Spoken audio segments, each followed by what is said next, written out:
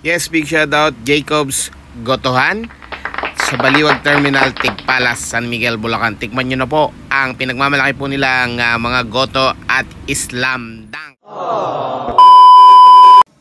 Big shoutout. Hindi ka taga San Miguel, Bulacan pag hindi mo to natikman. Dito lang po yan sa Tigpalas, San Miguel, Bulacan. Slam Dunk. Yan o. Yes, Slam Dunk po ang tawag namin dito sa bayan ng San Miguel yan.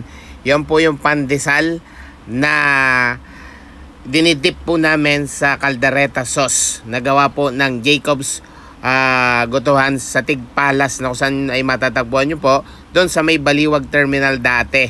Yan po yung tinapay na pandesal na isasawsaw po sa caldereta sauce. Sila lang po ang meron dito nyan. At talaga naman legendary na rin po ang kanilang Slam Dunk kung tawagin. Ano pa hinihintay nyo? Slam Dunk ng Tigpalas. Big shoutout.